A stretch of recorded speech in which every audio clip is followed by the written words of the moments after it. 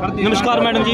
नमस्कार। सबसे पहले स्वागत है नरवाना पहुंचने पर। आपका बहुत बहुत आभारी है, मेरा मायका भी है अच्छा जी, एक प्रश्न मैडम जी, जिस प्रकार से सारे जो विधायक हैं साथ होने की बात कहते हैं, लेकिन जब रियलिटी देखी गई, अभय चौटाला ने भी बोला था भी हम साथ में हैं और उसने इस्तीफा देकर ये साबित भी कर दिया। क्या कहना चाहोगे और विधायकों के बारे में? देखो, मैं तो शुरू से ही एक ही बात करी हूँ। मैं वहाँ टिकरी बॉर्डर पे गई थी, तब भी मैंने एक ही बात कही थी कि जो ये लोग कहते हैं कि सरकार मान नहीं रही, ये क्यों मानेगी?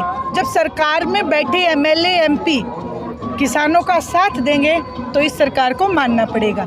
जो एमएलए एमपी सिर्फ अपना वोट बैंक पक्का करना चाहते हैं कि हमारा वोट बैंक पक्का रहे, वो ऊपर से बोलते हैं हम किसानों के साथ हैं। असली मायने में किसानों के साथ अगर आप देना चाहते हो, अगर आप उनकी रोटी का हक अदा करना चाहते हो, तो इस्तीफा देके किसानों के साथ आके बैठो। जिस प्रकार से जो फसल नष्ट किया जा रहा है किसानों के द्वारा, सरकार की चाल है या किसान अपनी मर्जी से कर रहे हैं? सर देखिए, नहीं, मैं ये नहीं कहूँगी ये चाल नहीं, ये एक भावना होती है। आज आप ये देखो, किसान के अंदर कितना दर्द है। कोई अपने माँ अपने बच्चे को मारती है? नहीं मारती, लेकिन उनका दर्द वो क्या करे, कैसे बताएं, क्योंकि ये गूंगी बहरी सरकार सुन नहीं रही है। और सरकार इस चीज़ को भी एक क्या बना रही है, प्रचार का माध्यम बना रही है। आप उस संवेदना को नहीं देख रहे, उस किसान की संवेदना को ना समझ के वो इस चीज़ का प्रचार कर रही है कि देखो देखो किसानों ने तो ये कर दी, ये तो राजनीति करें। देखो, संवेदनाहीन सरकार है, ये कुछ भी कर सकती है। ये सरेआम, आप जैसे, मैं कहती हूँ धन्यवाद आपके जो सोशल मीडिया को, एक जो चौथा स्तंभ है हमारा, उसको आपने एक सहारा दे रखा है। लेकिन जो गोदी मीडिया बैठे हैं वो तो भ्रष्ट। अगर देश को बदनाम करने में किसी का काम है तो ये जो आज तक वाले, जी न्यूज़ वाले, गोदी मीडिया के जो है, इन्होंने देश को बदनाम किया है। आप ये देखेंगे, ना केवल किसान, आज एक 21 साल की लड़की एक ट्वीट करती है कि भाई किसानों का साथ दे, वो देशद्रोही। आप इनके मंशा को समझें, आप एक देश के किसान की संवेदना को समझें। हाथ जोड़ के प्रार्थना है, वक्त रहते समझ जाए, नहीं तो ऐसा ना हो कि ये किसान का गुस्सा अगर सातवें आसमान पे चढ़ गया तो फिर जब किसान गुस्से में होता है तो सत्ता परिवर्तन निश्चित रूप से होता है। मैडम जी, जैसे 100 रुपये किलो दूध की बात आ रही है, हर गांव में यही चर्चा चल रही है कि 100 रुपये किलो दूध हो गया, लेकिन संयुक्त मोर्चा की तरफ से कोई ऐसा ऐलान नहीं है।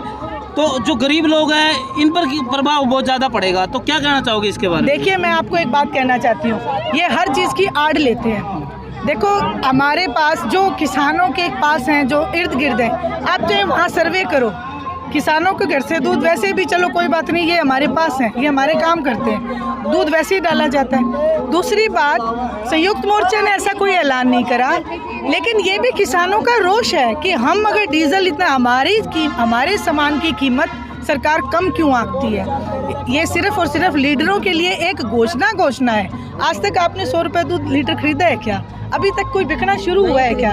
नहीं हुआ। लेकिन ये एक बात कहने का माध्यम होता है, एक तरीका होता है। दूसरा, आप ये देखिए कि ये लोग ये क्या कह रहे हैं, आप गरीब आदमी को तो ये अब सरकार मारने जा रही है। किसानों का आंदोलन एक आंदोलन नहीं, मैं कहती हूँ जन आंदोलन है। क्योंकि आपने प्रधानमंत्री का बयान सुना होगा कि जो गरीब लोगों को डिपो पे जो राशन मिलता है, अब उसके ऊपर अंकुश लगाया जाएगा। गरीब लोगों के बच्चे, अगर स्कूल प्राइवेट कर दिए, गरीब लोगों के बच्चे पढ़ नहीं सकेंगे। देश में वो स्थिति वापस आने वाली है कि हमें अनाज के बदले में हमसे काम करा लो। ये वो स्थिति हमारे देश में पैदा करना चाहता है, जो कि हम नहीं चाहते कि एक हिंदुस्तान का नागरिक जो आज आज़ादी की लड़ाई लड़के इस पटल पे पहुंचा है, वापस हमें उसी गर्त में जाना पड़े। तो हम ये कतई नहीं होने देंगे। और जितने किसान भाई हैं, जितने भी, मैं कहती हूँ आज व्यापारी और गरीब से गरीब जनता सबको साथ जुड़ के ये सब की लड़ाई है, एक साथ लड़नी चाहिए। एक और बात मैडम जी, जिस प्रकार से जो किसान बैठे हुए हैं, ये यहाँ पर बैठते हैं, लेकिन पीछे से सरकार ने पता नहीं क्या रणनीति बनाई है, बिजली डिपार्टमेंट के कुछ कर्मचारी वहाँ पर छापे मारते हैं, जिससे घर में औरतें होती है, परेशानी भी होती है। तो ये क्या चाल हो सकती है मैडम जी जिस प्रकार? इसका मैंने बताया, ये मैं देख रही हूँ। तो इसका एक ही इलाज है, अपने अपने हल्के के एमएलए पकड़ लो, बस जाओ घेराव करो। अगर आप जहाँ पे भी मर्जी मिल जाए, हमारे हल्के का, इसको हमारे लिए छोड़ दो। आप हर हल्के का किसान, हर हल्के का जवान आज जवान सबसे ज़्यादा पिटने वाला है। किसान ने अपनी उम्र फिर भी ले ली, लेकिन जवान जो है, हमारे जो बच्चे हैं, वो उनका भविष्य बहुत अंधकार में है। ठीक है, जज्बा पार्टी का क्या स्टैंड आप मान रही है? मेरे को आपको लगता भी है क्या वो कोई पार्टी है? वो एक बड़ी, आपने बड़ौदा इलेक्शन में कोई आपने झंडा कुछ देखा? जो मैं नहीं कहती कोई पार्टी ऐसे नहीं बनती। एक संगठन होता है जिसके अंदर हर एक वर्ग की भावना को समझा जाता है। सब संवेदनहीन हो चुके हैं। Thank you.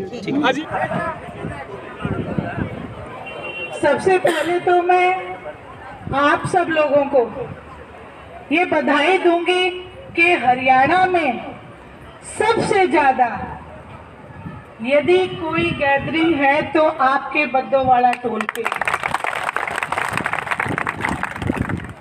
और उसी के साथ जो आज जिस बात के लिए हम यहाँ इकट्ठे हुए हैं, तो वहाँ 2 नारे जरूर लगवाना चाहूंगी। जय जवान जय जवान जय किसान। आज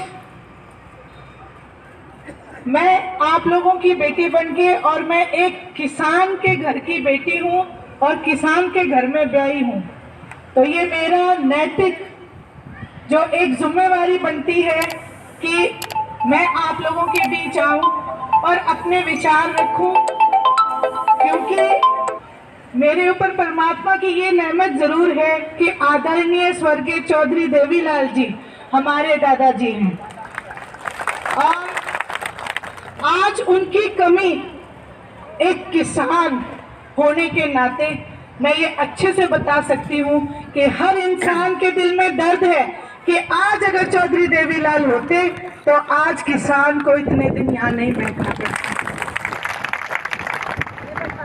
आज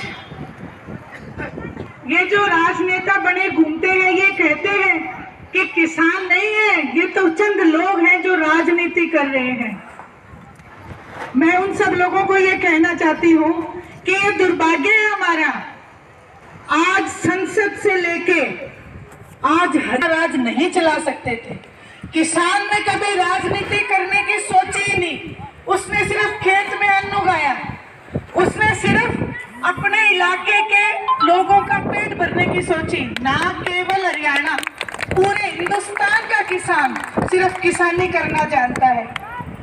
आज दादाजी कहते थे भोले किसान, अपने और बुराई की पहचान कर लो। आज आप लोगों को ठगा गया है। क्यों? बोले कि पहले तो मेरी माँ बहनों से मैं कह दूं, जो मैं कहूँगी मजदूर गरीब हर इंसान को इस इंसान ने ठगा है। एक ऐसा मैं कहूँगी गुजराती आके सिर पे बैठा और इसने सारा अपनी औकात दिखा दी। आप देखो, सबसे पहले 15 लाख का वादा करके गया, फिर इसने माँ बहन अपनी तो सारी निवड़ी कटाई थी, ठीक है, सारी कटाली, और उसके बाद ये बोले भी था तोरे रिपी आवे थारे, बोले खेत में कमा के भी लिया, बोले वह भी मैं नहीं छोड़ता। और आज के दिन वैसे तो मैं आप लोगों के बीच में खड़ी हूँ, मैंने जो इतिहास में देखा है, पढ़ा है और जितना समझा है, 70 साल से किसान दुखी देखा है। 70 साल से वो अपनी जंग लड़ता आ रहा था, जैसे था वैसे चला आ रहा था, लेकिन अब तो जीने मरने की बात आ गई। आज जब उसकी जमीन को छीना जा रहा है तो आज किसान चुप नहीं रह सकता, और जब किसान बोलता है तो पूरे राष्ट्र को सुनना ही पड़ता है, देर सवेर। लेकिन ये बात कहीं छुपी नहीं है, जब जब किसान ने आवाज उठाई है, क्योंकि वो आवाज एक सच के लिए और सही बात के लिए है, तो उस आवाज को सुना जाएगा, और अगर नहीं सुना जाएगा तो हमें आता है कि कैसे सुनाया जाता है। आज आप देखो, एक किसान